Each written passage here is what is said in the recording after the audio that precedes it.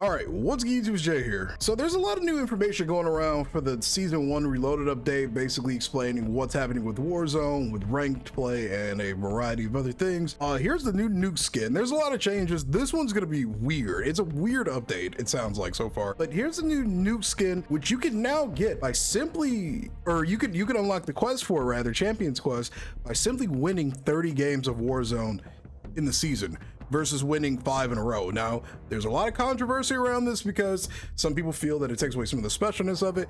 Me personally, with the number of issues that people have had with this game, with crashes, dev errors, lag outs, I don't mind the new win condition because most people don't even win 10 games in a month of Warzone or in a single season of Warzone. I don't mind it. It's a little weird. The skin is actually kind of fire though. I like the skull, I like the on fire arm. Yeah, I think it's a cool skin. It's definitely a new win condition, a weird win condition though. Then we get our first look at Rio, which is going to be the new 6v6 map. It looks bright, colorful, and it looks like it's a pretty good size, I want to say. Sometimes these maps just feel colossal for some weird reason, but Greece actually plays pretty well for the most part, so I don't mind that map actually, especially on like hardpoint. But this doesn't look bad at all. I'm looking forward to trying it out. And it's an original map too. That's gonna be cool. Ranked play will be dropping on January 17th. You have to be level 55 first before you're actually able to play it, which I guess is kind of a way of getting around cheaters instead of just fixing the anti-cheat. They do this, that way cheaters can't make a brand new account and immediately hop into ranked play. Like you have to grind out the levels, which, you know, there are some pretty lazy cheaters out there, so I'm gonna assume they don't want to do that. And then we've also got weapon cases, which are coming to Warzone. Now, weapon cases were a thing in DMZ.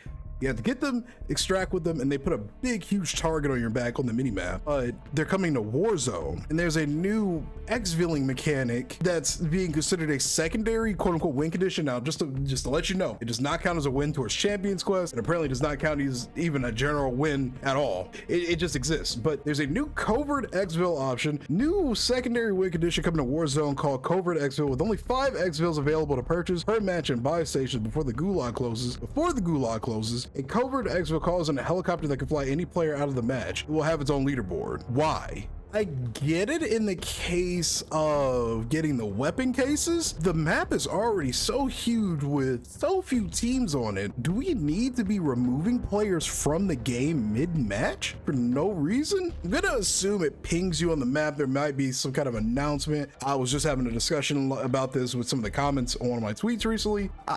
I'm just confused on what the purpose of it is. It's not DMZ, this is a BR. There's already so many different ways to be revived in the BR too, which a lot of people don't like. You've got gulag tokens, re-entry tokens, revive flares. There's so many easy ways to get reborn in Warzone right now. And then they add this. I think the cases would just be better if they added them in like zombies, or I don't know, just update DMZ maybe. I think this would just be better if they just put it in zombies. Because if they put one in the match, they have to worry about players trying to get to it. You know, you have to high risk, high reward, try to fight your way through a bunch of zombies to get to it.